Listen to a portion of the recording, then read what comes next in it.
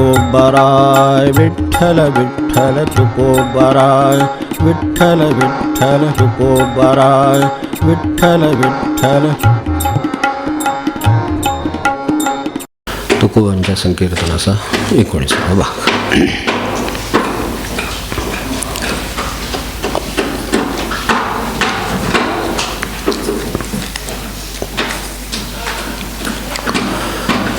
एक प्रश्न असा आहे की सांगणारा तोच असून ऐकणारे सर्वसाधारणपणे त्याच पद्धतीचे असून प्रत्येकाला तोच लाभ का होत नाही. सांगणारा तोच असेल तो सगळ्यांना एकच सांगत असेल तर प्रत्येकाचा होणारा लाभ त्याचा जो त्याला लाभ होतो त्यात फरक का पडतो. तेव्हा साधं उत्तर चटकन लक्षात येण्यासारखं आहे. एक सांगणाऱ्याची स्थिती कशी आहे याच्यावर अवलंबून असेल, त्याच्या ठिकाणी किती आहे यावरही अवलंबून आहे. आणि महत्त्वाचं म्हणजे घेणाऱ्याची स्थिती कशी आहे, किती प्रकारची आहे त्यावरही अवलंबून आहे.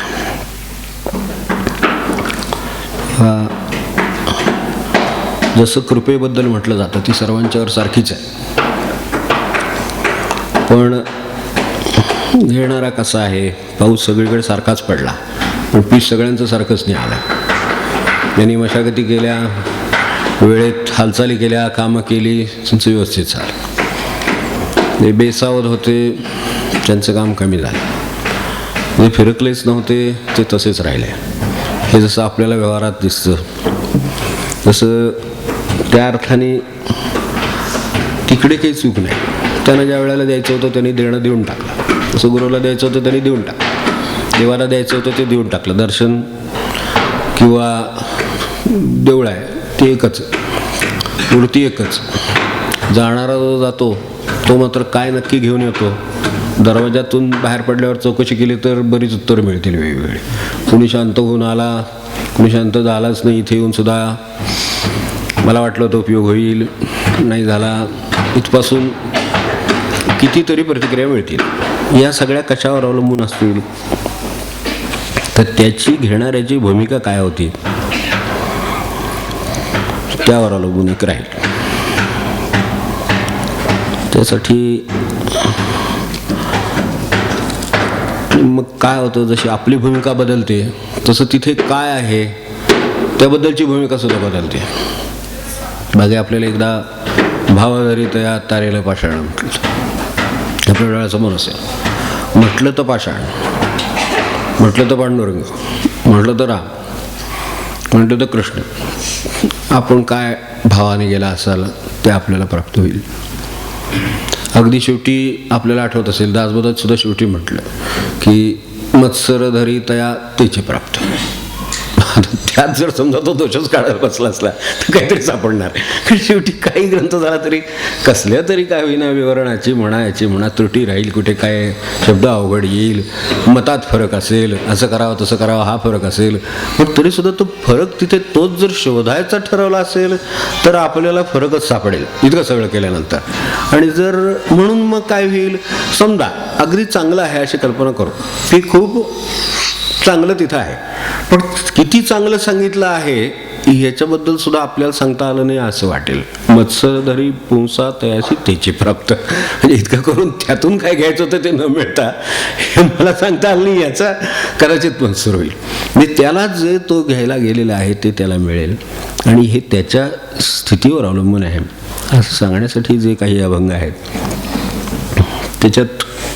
आणि तो फरक पडतो आपल्याला माहिती आहे. कर्म एकच, करणारे सर्वसाधारण सारखे. आता उदाहरणार्थ घ्या, कॉलेजला जाणारी मुलं आहेत सगळी साधारणपणे असं कल्पना करू की शिकण्यासाठी आणि डिग्री मिळवण्यासाठी जाताना एक कल्पना करू आपण. कारण लिहून तरी तसं दिलेलं असतं. म्हणजे जोपर्यंत अज्ञान आहेत तोपर्यंत पालक सहज खाली सही करतात की याला शिक्षणासाठी पाठवलेलं आहे, आणखीन त्याची जबाबदारी माझ्यावर आहे वगैरे. तर असं आहे ना, आता कर्म एकच आहे. तेव्हा एकच कर्म असेल तर सगळ्यांचे परिणाम शेवटी सारखे असले पाहिजे. बुद्धीचा फरक थोडा ठीक आहे. पण काही नुसते हजेरी लावायला गेलेले असतात. जाणारा कशा भूमिकेनं गेला त्याप्रमाणे होईल. एखादा हजेरी लावायला गेलेला आहे, त्याची हजेरी लागेल. एखादा त्यानिमित्ताने कोण कोण आलं आहे, इतर कोण आपल्याबरोबरचं तिथे आहे, त्यांची स्थिती काय आहे, ते आता कसे आहेत, कंपनी, ओळखी किंवा इतर काही कॉलेज स्तरावरच्या विद्या असतात तर त्याच्या अभ्यासासाठी गेलेले, ते कशा स्तरासाठी कशासाठी गेलेले आहेत त्याच्यावर अवलंबून काय मिळवून येतील.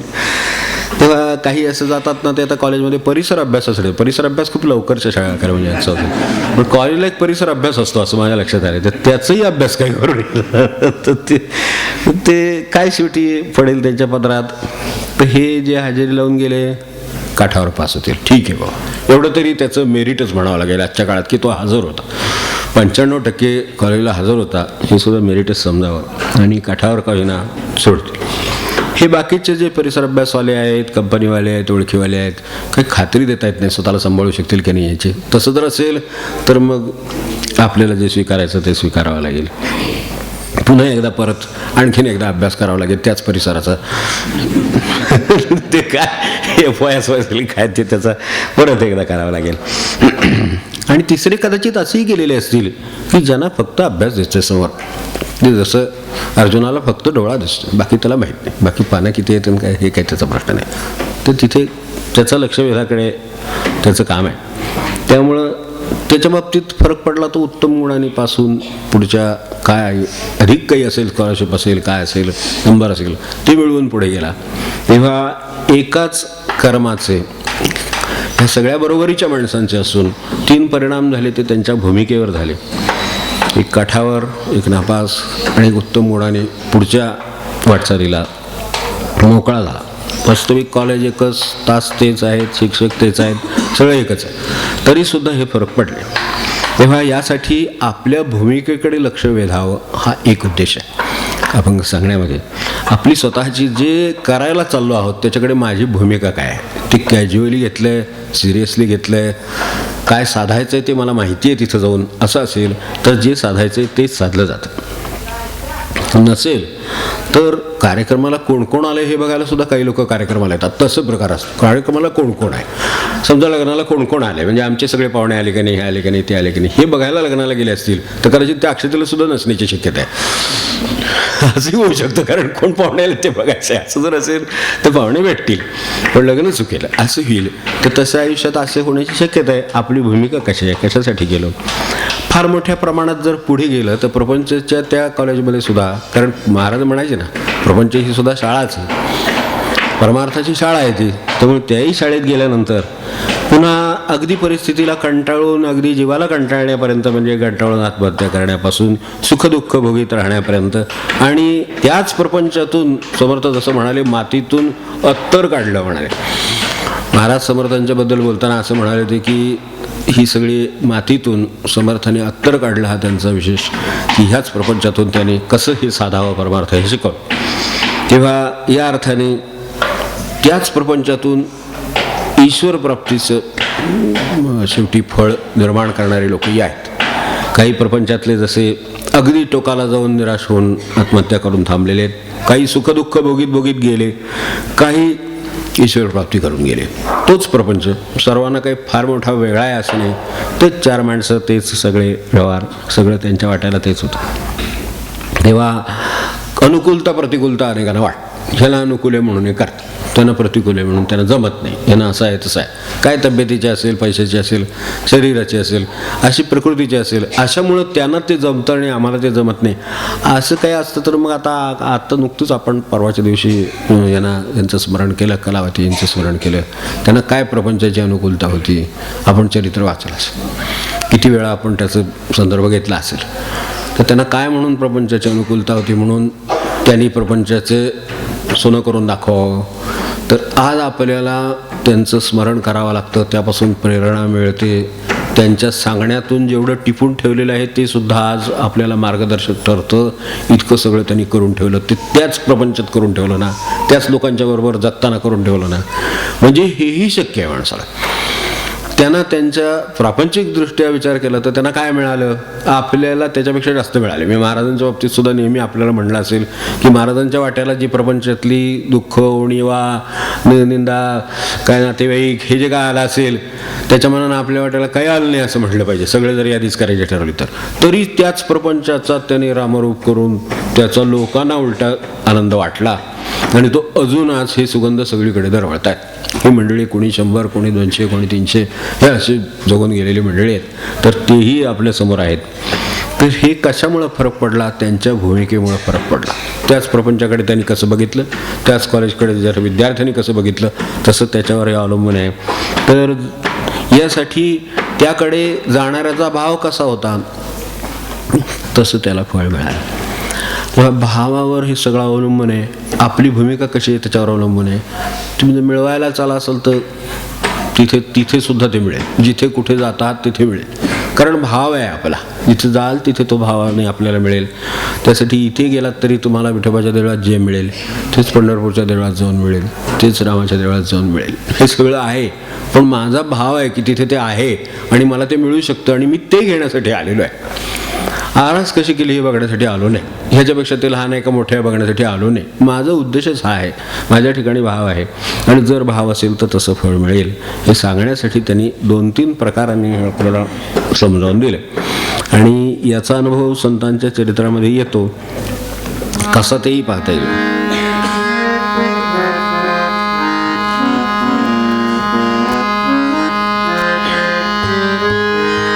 जैसा भाव तैसे फळ, स्वाती तोय एक जळ. जैसा भाव तैसे फळ, स्वाती तोय एक जळ. जैसा भाव तैसे फळ, स्वाती तोय एक जळ. जैसा भाव तैसे फळ, स्वाती तोय एक जळ.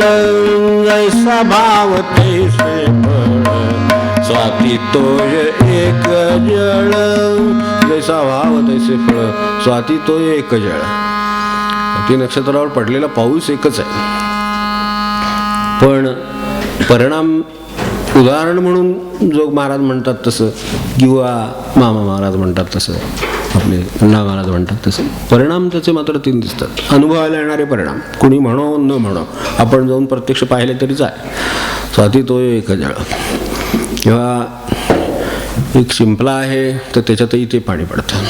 आपल्याला माहिती की स्वातीच्या नक्षत्रावर शिंपलेल्या पडलेल्या थेंबाचं मोती होतं, ही आपल्याला माहिती आहे. त्याच वेळेला नेमका आपली कपाशी असली लावलेली तर कापसाचं कल्याण काय, ते सगळं कापसावर पाणी पडल्यावर काय व्हायचं पिकाचं मला सांगा. तर ते तसंही होतं आणि तेच नेमकं तेच पाणी, त्याच नक्षत्रावरचं पाणी त्याच वेळेला कोणा समजा जनावराच्या, सापासारख्या जनावराच्या मुखी लागलं तर त्याचा परिणाम विषात होईल. किती तीव्र फरक आहेत. स्वाती तोय एक जळ, कथेचं जळ एकच, पण परिणाम असे सहज पाहिले तरी 3 आहेत. अजून किती असतील कोणात ठाऊक, कारण स्वाती तो काय ह्या 3 ठिकाणी पडलं असं थोडंसं आहे. ते कपाशीच्यावर पडलं असेल तसं अजून इतर पिकावर पडलं आणि कशावर पडलं असेल तिथे तो परिणाम दिसेल. पण मूळ जे आता खरं सांगायचं तर मूळ देणाऱ्याचं पाण्याचं हे एकच होतं. यांची भांडी वेगवेगळी होती. एकाचा शिंपला होता म्हणून ते शक्य झालं, एकाची कपाशी होती म्हणून तसं झालं, एक साप आहे म्हणून तसं झालं. तेव्हा हा फरक आहे. हा जसा भाव होता तसं ते फळ मिळालं. त्याच्या अंगी विषाचीच निर्मितीची शक्यता आहे, म्हणून जर मत्सरच करायचं असेल तर त्याच्यातून मत्सरच निर्माण होईल. जेवायला खायला घातलं तरी पोषण कशाचं होईल, करुणेचं पोषण होईल किंवा विनयाचं पोषण होईल, उपकाराचं पोषण होईल, वृत्तीचं पोषण होईल, का विषाचं पोषण तर विषाचं पोषण होईल.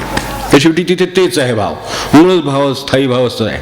तर तसा हा भाव जसे असतील तसं मग आपल्याकडे आपल्या बाजूनं करता येण्यासारखं काय आहे. मला शिंपल्यासारखं राहता येते का, मी वाट पाहतोय कधीतरी त्याचा थेंब पडेल आणि आपल्या ठिकाणी मोती निर्माण होईल.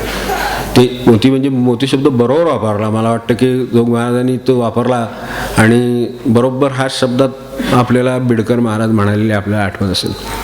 ते आपल्या प्रिय शिष्याला उद्देशून रावसाहेब माझा मोती दाणा असं म्हणाले.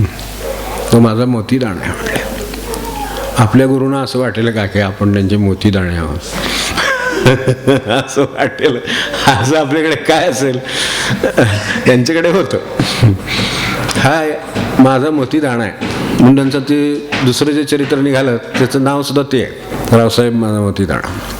तेव्हा त्या अर्थाने तो मोतीदाणा बरोबर आहे शब्द. कारण हे शिंपल्यासारखे तेवढंच धरून राहिले, जेवढं गुरुजी सांगितलं तेवढं केलं, बाकी इकडे नाही तिकडे नाही. त्या शिंपल्यात दुसरं काहीच शिरत नाही, शिंपल्या गाठावरच आहे पडलेला, पण त्याच्यात दुसरं काही नाही. त्यामुळे जे पाणी आलं त्याचं फक्त परिवर्तन आतल्या सगळ्या चित्तामध्ये झालं. आणि म्हणून त्यांचं जे वर्णन लिहिलेलं सबंध चरित्रामध्ये त्यातली ती एक ओळ आहे वरची, ती आत्मरूपी ध्यान अखंडित.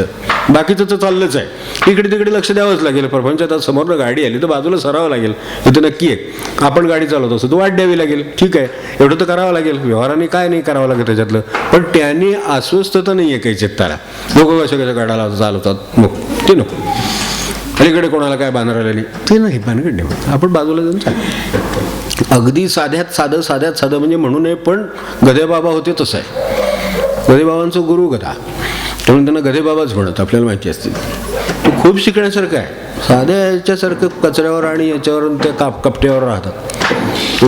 किती असेल, किती कमी अपेक्षा असतील, आणि खूप गुण आहे. या अर्थाने विचार केला तर खूप गुण त्या एका प्राण्याच्या ठिकाणी आहेत. आपण त्याला हिणवतो खरं म्हणजे, प्राण्याला कमी आणि वापरतो आपण तो शब्द. अनेकदा इकडे माणसाला तो अपमानकारक वाटतो, पण खरोखर त्याच्यासारखा निरुपद्रवी, या अर्थाने निरुपद्रवी प्राणी नाही. समोरनं आपण आलो जोरात आणि समोरनं येत असला, आपण जर जोरात येतोय असं दिसलं, त्याच्या अंगावर येणार असं दिसलं, तर बिचारा मान बाजूला करतो, काही करीत नाही. आपल्याला हे करणार नाही. त्याला सुद्धा लाथ मारायची विद्या ठेवलेली आहे, पण तो उगाच उठला आणि लाथ मारत सुटला असं होत नाही. उगाच एखाद्याला त्रास मनुष्य देऊ शकेल, एखाद्याला उगाच त्रास द्यायचा ठरवलं तरी देईल, पण काय आढळ देणार नाही. मोठं कोण आहे या बाबतीत, गुणाच्या बाबतीत मोठं कोण तर हे. कारण ते समोर आलं आहे आणि धडकेल म्हटलं तरी सुद्धा ते बाजूला मान बाजूला करतं आणि त्याला जाऊ देतं. जा बाबा तुझ्या वाटेनं जा असं ते म्हणतं. पण आपल्याकडे समजा जर असं कारमध्ये कोणी ओव्हरटेक करून गेला असला तर त्याच्या मागचा त्याच्यावर स्पीड वाढवून पुन्हा त्याला मागे रेटून कडेला जाईल कसं बघून मग पुढे जातो. काय हाऊस असते कोणा टोकेवढे जातो तर त्याच्या मार्गाने जाऊ दे, सगळ्यांचाच मार्ग आहे, सगळे टँक भरतोय, जाऊ दे त्याच्या वाटेने. पण तसं नाही होत.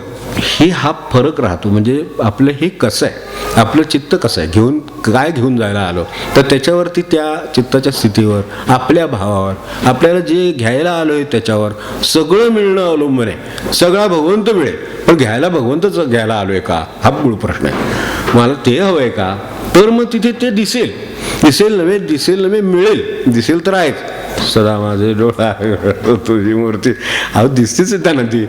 म्हणजे त्यांना त्याचं त्या नामात सुद्धा प्रेम दिसतं, त्या मूर्तीत प्रेम दिसतंय, ते ओसंडून वाहतंय, ते आपली वाट पाहतायत, आपण भेटलो तर त्यांना आनंद झालाय, हे सगळे भाव तिथं दिसतात त्यांना.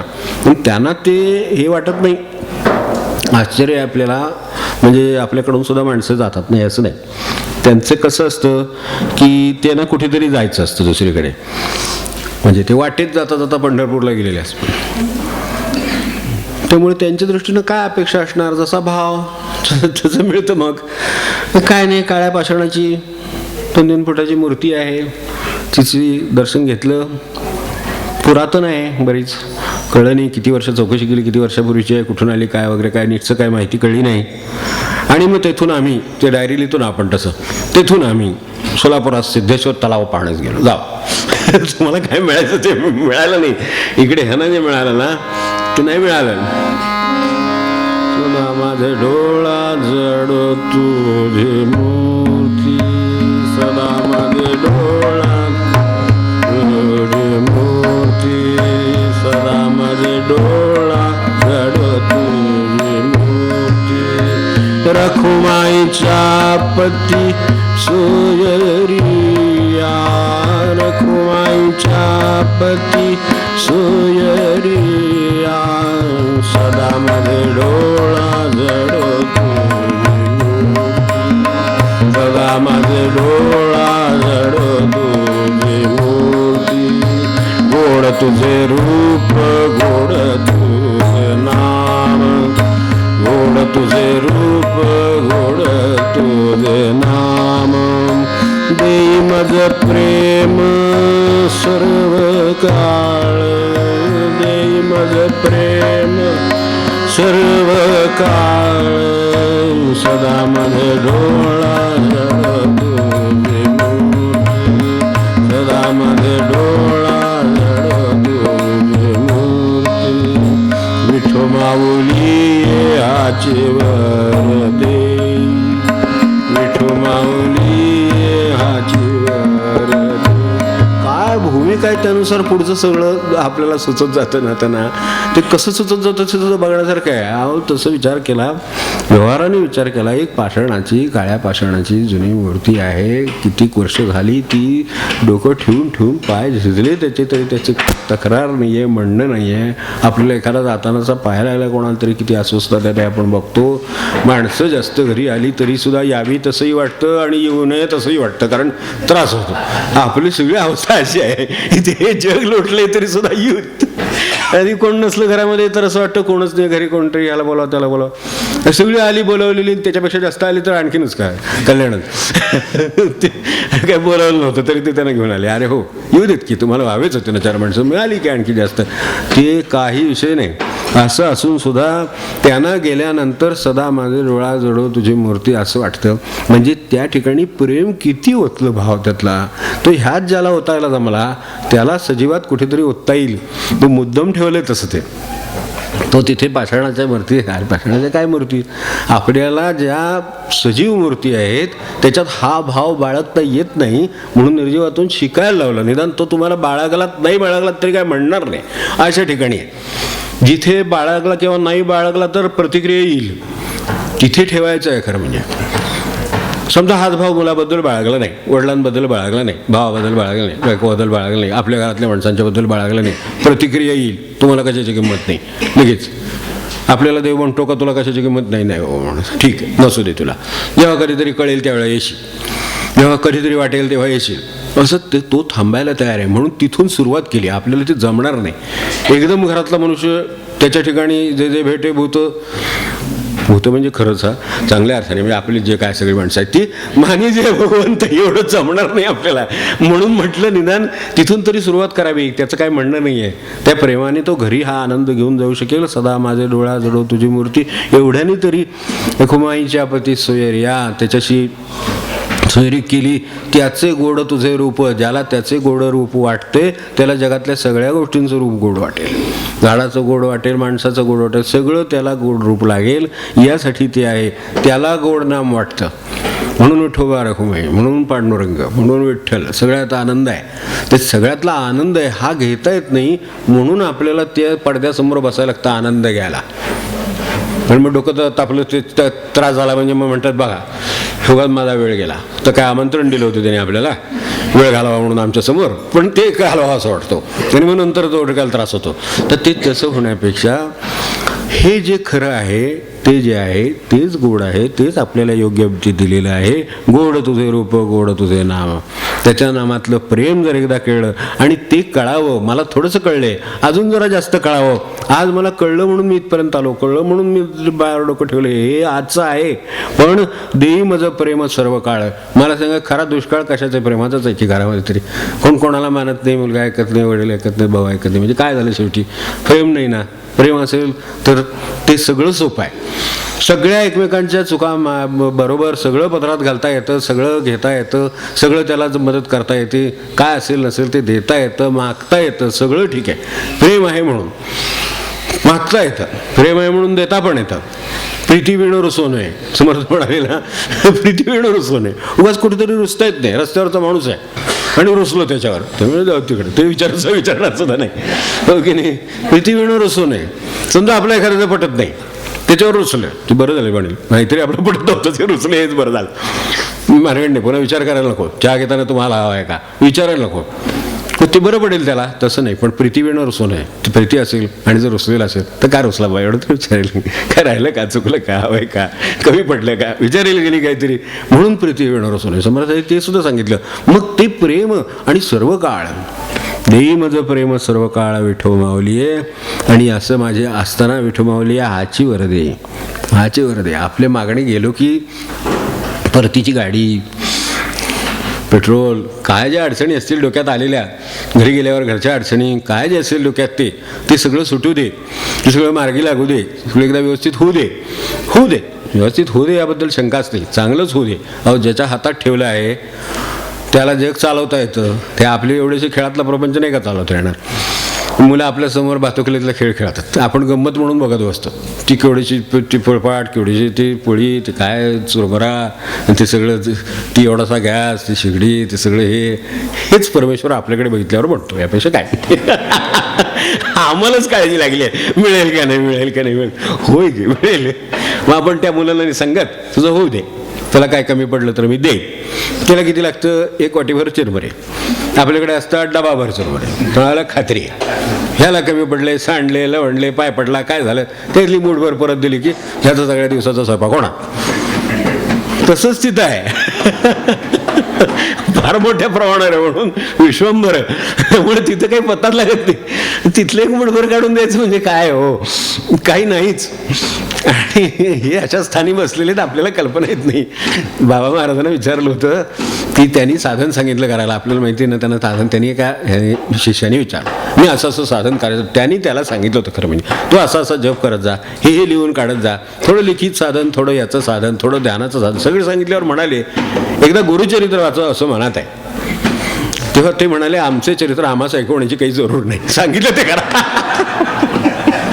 असंच पाहिजे मग गुरु त्याला. ते कुठल्या स्थितीत आहेत काही कल्पनाच नाही आपल्याला.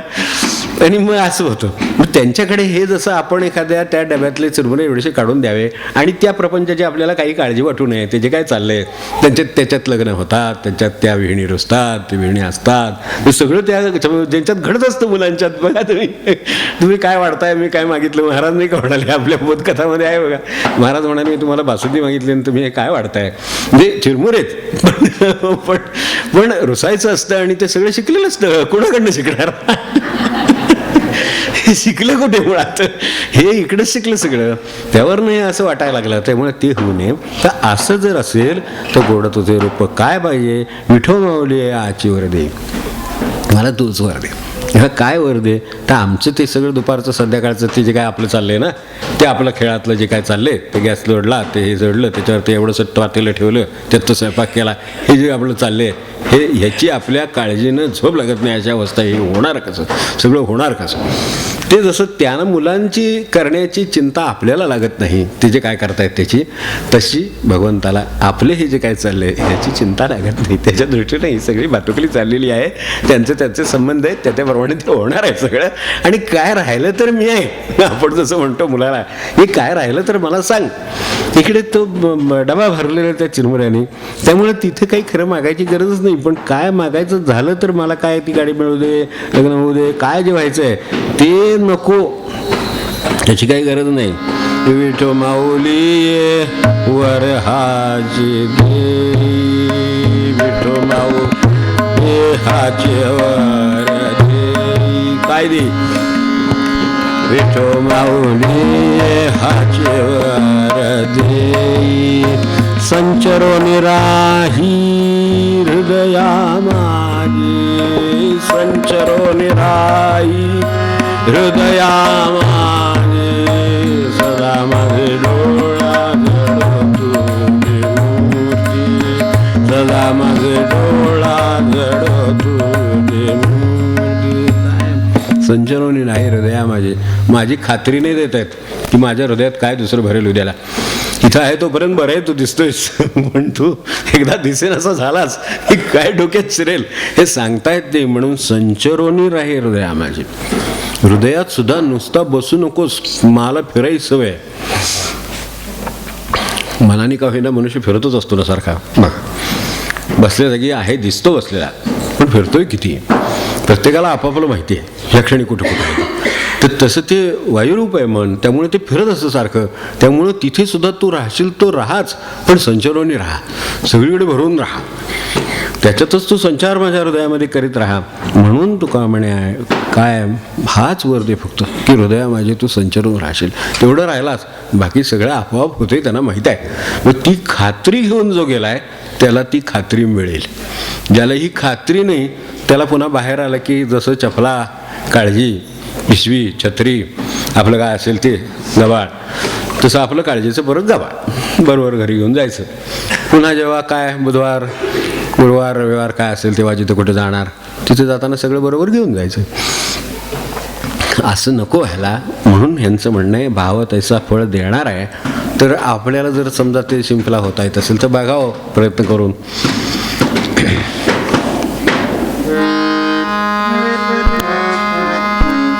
ऐसे फळ स्वाती तोय एक जळ, जैसा भाव तैसे फळ स्वाती तोय एक जळ, जैसा भाव तैसे फळ स्वाती तोय एक जळ. देखण्याच्या तीन जाती, देखण्याच्या तीन जाती, वेठी वार्ता अत्यंती, देखण्याच्या तीन जाती, वेठी वार्ता अत्यंती. देखण्याच्या तीन जाती असतात, वेठी वार्ता अत्यंती. भगवंत कोणी कसा पाहिला आहे ते पारखून यावं. काय आहे शेवटी तुका म्हणे एक हिरा, तुका म्हणे हिरा पारखिया, मुढा गारा आहे पुढे.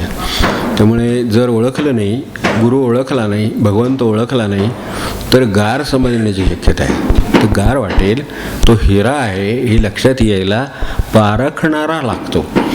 तो पारखण्यासाठी तो देखणा लागतो. देखणा म्हणजे आपल्याकडे आता फक्त देखणाच उरला आहे. दिसायला दिसतो तो देखणा, एवढाच उरलाय फक्त. आता तुकोबांच्या काळात हा देखणा नाही. आपल्याला कल्पना असेल कुठे आलाय हा शब्द, आणखीन पण आलाय. तुका म्हणे तर देखण्यासी कळे, पडती आंधळे कुपा माझी. देखणा शब्द आहे, त्यातला देखणा आहे. हे कुठले बोलिले होते काही तुमची या हिता वचन निर्णता क्षमा कीजे. म्हणजे जे काही तुमच्या हितासाठी सांगितलं त्यात जर काही चुकलं असेल तर क्षमा करा, असं तुकोबांचा अभंग आहे. त्यात हे शेवटी आहे, बोलिले होते काही तुमचे या हिता वचन निर्णता क्षमा कीजे, वाट दावी तया न लगे रुसावे, वाट दावी तया न लगे रुसावे, आतिथ्याई जीवे नाश पावे. काहीतरी अतिरेकीपणा करायला गेलात तर नुकसान करून घ्याल. वाट दावी तया न लगे रुसावे, आतिथ्याई जीवे नाश पावे. अशा वेळेला लहान मुलांना जसं काही शिक्षा करतात, ओरडतात, सांगतात, कठोर शब्दात काही वेळेला सांगतात, निंब दिला रोग तुटाया अंतरी. कारण हा रोग कुठे आहे ते त्यांना माहिती आहे. त्यामुळे निंब दिला रोग तुटाया अंतरी, पोभाळितावरी आतचरे. हे मला माहीत आहे म्हणून मी कठोर शब्दात सांगितलं किंवा सांगावं लागलं.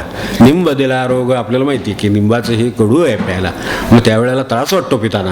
तर गुरुचे काही शब्द काही वेळेला त्रास वाटतो. ते त्यांचे का वाटतात तसे, निंब दिला रोग तुटाया अंतरी, पोभाळितावरी. चांगलं म्हणत राहिलं असतं तर पोभाळितावरी आतचरे, तो शेवटी नुकसान करणार.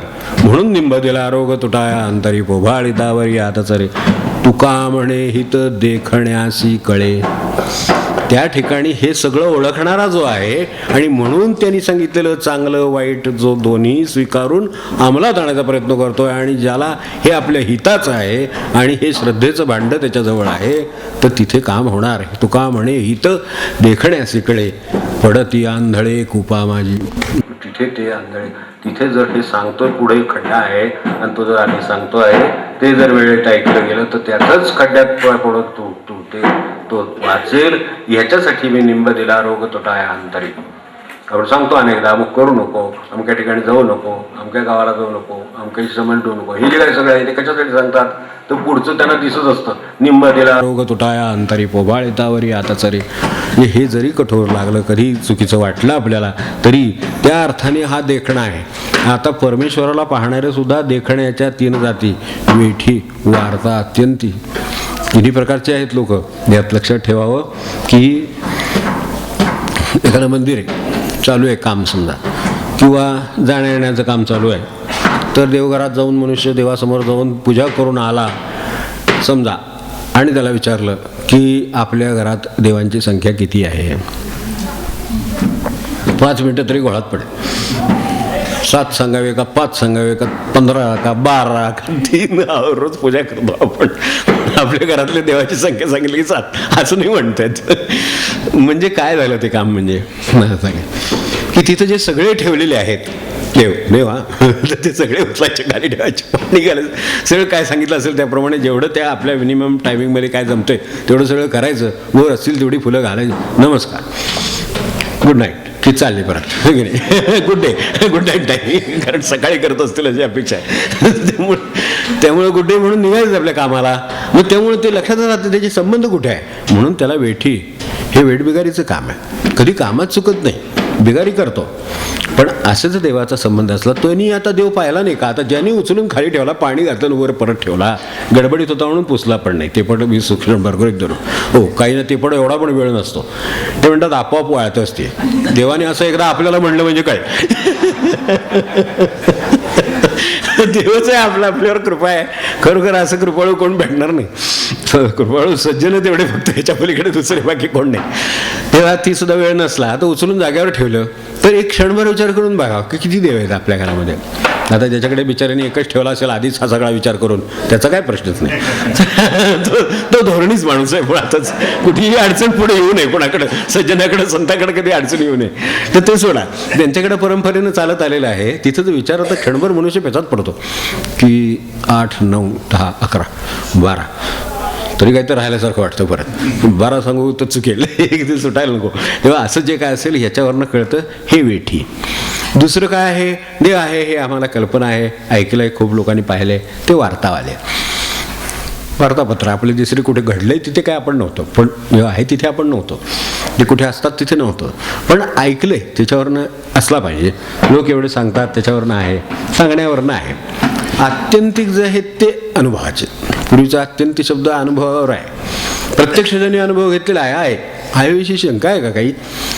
गुरुदेवांना एकदा विचारलं होतं ना की ते त्यावेळेला तुम्ही असं म्हणाला, असं आहे किंवा असू शकतं, नसू शकतं, अशा स्वरूपाचा तुम्ही शब्द वापरला तर तुम्हाला परमेश्वराच्या अस्तित्वाविषयी काही संशय गेला ब्रह्मांडाबाहेरी म्हणले. संशय घेतला आलाय देव आहे की नाही, आम्हाला संशय विषयच येत नाही संशयाचा. संशय गेला ब्रह्मांडाबाहेरी म्हणले, तितक्याच ताडकन उरले, वाक्यसुद्धा पुढं करू दिलं नाही. तेव्हा हे ज्यांना आहे तरी तो पाहायला आहे. मी म्हणाले पाहायला आहे म्हणून सांगतो ते अत्यंती. तर त्यातले जे अत्यंती आहेत ते जे देखणे असतील त्यांच्याकडे जावं, तेव्हा त्यावरनं बघावं. कारण पाहे, सांगे आणि जेवी महद अंतर, महदांतर देवी, त्यामध्ये खूप फरक आहे. पाहे, सांगे आणि जेवी. तर नुसत्या जेवणाचं सुद्धा, नुसत्या गप्पा असल्या तर शेवटी भूकच लागायची परत गप्पा मारून. त्याचं काही जेवणाच्या गप्पा मारल्या म्हणून काही पोट भरतं असं नाही, ओके नाही. समजा भुकेच्या गप्पा मारल्या, गावच्या गप्पा मारल्या आणि कसल्या ऑफिसमधल्या गप्पा मारल्या, हे सगळं झालं तर काही पोट भरत नाही. तसं जेवणाचा सुद्धा विषय, जेवणाचा गप्पा जरी असला तर शेवटी भूकच लागते, कारण त्यात काही जेवणाचा भाग काहीच नाही. हो, नुसतंच पदार्थांची चर्चा. महाराज म्हणाले तसं एकाने त्या पदार्थाचं दुकान काढलं, ह्याचं मग शिकवण्याची शाळा काढली, पक्वान्न बनवण्याची. तर त्यांना बिचाऱ्यांना उपासमार होते. त्या पक्वान्नाच्या शाळेचा त्यांना काय उपयोग आहे, हे असं एवढं घालावं, तेवढं करावं, तेवढं करावं, असं शिजवावं, असं भाजावं, हे सगळं ठीक आहे, पण प्रत्यक्षात पोटात काही नाही. त्यामुळे कावळे ओरडायला लागायचे तो क्लास संपला म्हणजे. आपल्याकडनं एक अलीकडे क्लास निघालेत, ते बरे जेवून बिवून येतात, तसं काही नसतं. पण ते तसं तिथे त्या काळात असं इतकं सुबत्ता नव्हती, त्यामुळं अशा क्लासचं म्हणले उपयोग होत नाही. ते सांगे ज्यांनी पाहिलं आहे असे पण लोक आहेत, आणि जेवी ते वेगळे. प्रत्यक्ष जेवणाने ज्यांनी अनुभव घेतला जेवणाचा ते खरे, त्या अर्थाने आत्यंतिक अनुभव ज्यांनी घेतला ते खरे. तेव्हा त्यांच्याकडे जाऊन हे करावं.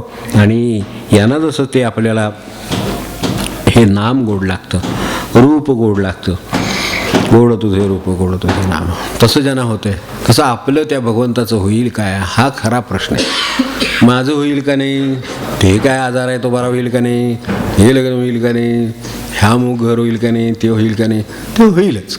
आपले प्रयत्न चाललेलेच आहेत. जो करणारा खरा आहे तो समर्थ आहे करणारा, काय असेल ते त्याला सांगितलेलं आहे ना, ते होईल, तो देईल बुद्धी. काय करायचं ते, मी दगड उचलायचं ठेवलं आहे का, नाही, मग मी माझं दगड उचलून ठेवायचं काम मी करायचं ते करावं, कागद उचलून ठेवायचं काम मी करावं, काय जे माझं काम आहे ते मी करावं. बाकीचं खरा करताय अशी ओळखावे, ओळखली तसे खऱ्या करतायला ओळखावं. कारण आपण सगळं करून होत नाही, हा आपला अनुभव आजपर्यंत लहान वयात सुद्धा झालेला असेल की आपण करू म्हणून ते होत नाही. आपण करू म्हणून काही गोष्टी पुढे मागे होतील, त्याच्यातल्या एखादी गोष्ट होईल, पण ती तडीला जाणं किंवा ती विशिष्ट पद्धतीची होणं हे ज्याच्या हातात आहे त्याच्याच हातानं होईल. त्यामुळं आपल्याला हेच नाही, आपल्याला शेवटी डॉक्टरने का सांगत की बाबा तुम्ही आता प्रार्थना करा. आमच्या परीनं आम्ही प्रयत्न केले, आता काय ते तुम्ही आपलं तुमचे कुठलं काय असेल तर आपले प्रार्थना करा. हे जे म्हणतात त्याच वेळेला ती प्रत्येक ठिकाणी स्थिती तीच आहे प्रपंचातल्या बाबतीत. हे होईल का नाही, प्रयत्न केला का केला, मग आता ते होईल का नाही ज्याचं आहे त्याचं तो पाहिल. तेव्हा त्याचं आपल्या जसे त्या खेळातल्या ह्याची आपल्याला काळजी वाटत नाही की हे काय आहे, हे कसं होईल, तसंच याची पण काही काळजी नाही, हे आहे आणि ते होणार. ते त्यांच्या पद्धतीनं होऊ दे उलटं, कारण त्यांना योग्य अयोग्य आपल्या हिताचं त्यांना अधिक कळते. आपल्याला जेवढं कळते त्यापेक्षा त्यांना नक्की कळते. मला भिंतीपलीकडचं दिसत नाही, तर मला 10 वर्षाचं 5 वर्षाचं माझं हित काय करणार आहे म्हणून त्यांच्यावर सोपवलेलं आहे. तर तसं सोपवण्याचं यावं. ते सोपवता येण्यासाठी जे मन लागतं, जो भाव लागतो, जी स्थिती लागते मनाची, ती घेऊन नेहमी आपण संतांच्याकडे भगवंताच्याकडे जावं. कारण देणाऱ्याचं जे देणं आहे त्याचं खरं चीज हे घेणाऱ्याच्या भावावर अवलंबून आहे. देणारा देतोच आहे, भगवंत काही बदलला नाही, तो देतोच आहे. पण त्याचं खरं चीज किंवा त्याचा खरा उपयोग हा घेणाऱ्याच्या भावावर अवलंबून आहे. तो आपल्याला व्हावा, ते दृष्टी देतात, ते सारखे जागं करतात, आपल्याला सांगतात, त्याच्याकडे आपलं लक्ष असावं. काय मानतो तसं त्याचं उत्तर येतं.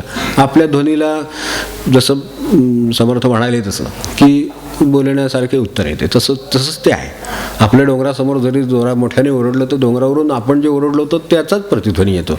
ते आपल्याला देत असतात, ते अशा पद्धतीनं देत आहेत. त्यांना कळतं काही वेळेला, अडाणी असला अज्ञानी असला तर सोडून देतात. पण एरवीचं उत्तर म्हटलं तर भावाप्रमाणे त्याला जैसा भाव तैसे फळं हेच येतं.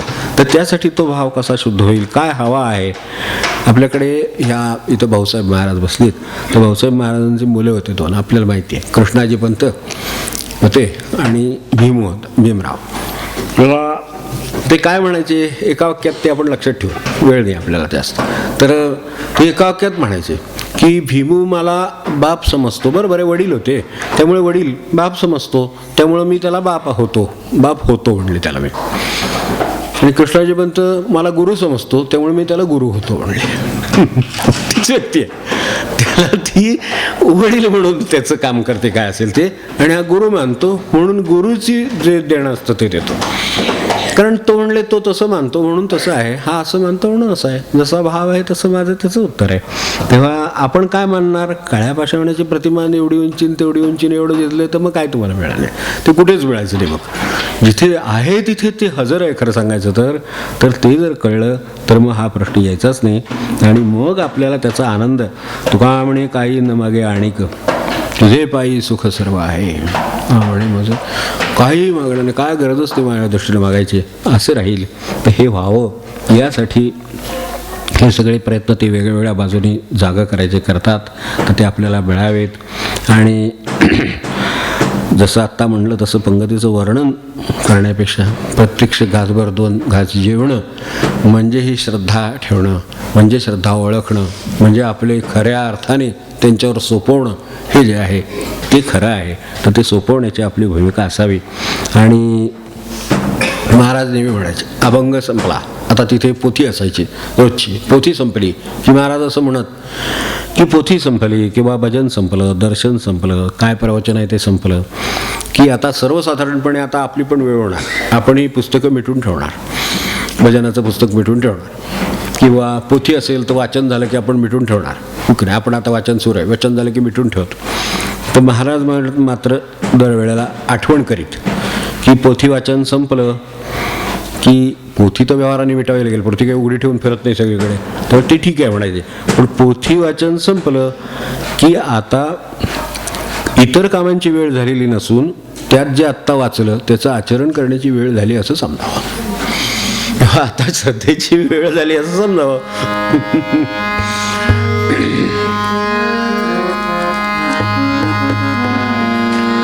स्वातीतोय एक जळ जैसा भाव तैसे फळ. स्वातीतोय एक जळ जैसा भाव तैसे फळ. स्वातीतोय एक जळ. आपल्या समोर हे असू दे. आता पुढच्या आठवड्यामध्ये हा एक आठवडा जाईल. पुढच्या आठवड्यात महाराजांची जयंती येईल 11 तारखेला. त्यावेळेला काही जयंतीच्या निमित्ताने आपल्याला उपासना करता आली तर बघूया, आणि त्याच्याविषयी पुढच्या शनिवारी आपण ठरवू. म्हणून 7-9 आहे वेळ तेवढा.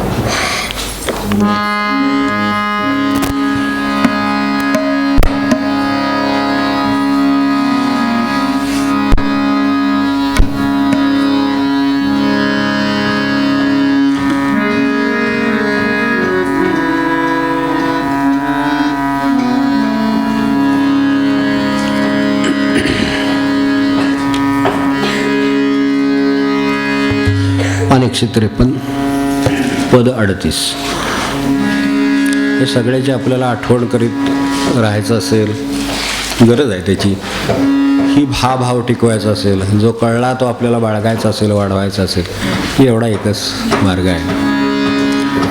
देवा संतांची पाये ठेवा, मजला संतांची पाये ठेवा.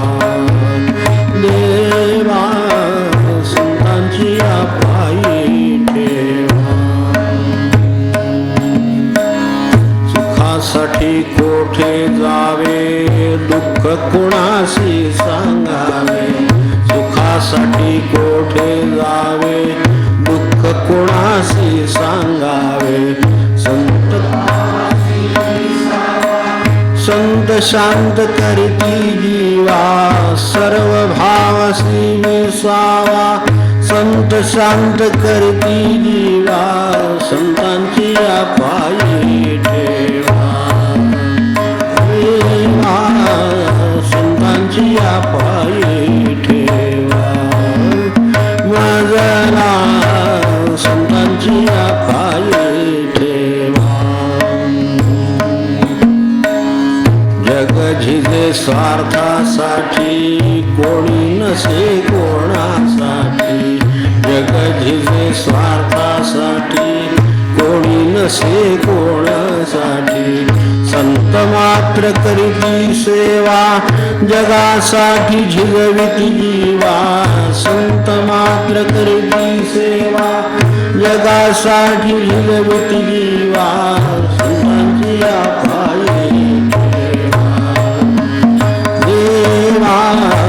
संतांची पायी ठेवा.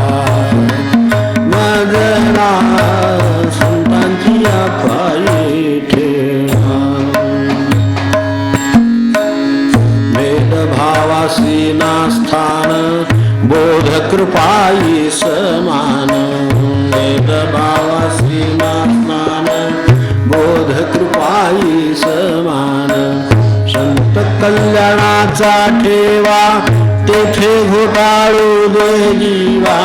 संत कल्याणाचा ठेवा, तेथे घोटाळू दे जीवा. संतांची पायी ठेवा. देवा संतांची पायी ठेवा. मजला संतांची पायी ठेवा. घेती सांभाळून, प्रेम वर्षाव करून. संत घेती सांभाळून, प्रेम वर्षाव करून. देव सगुण पहावा, ऐसे वाटती न जीवा.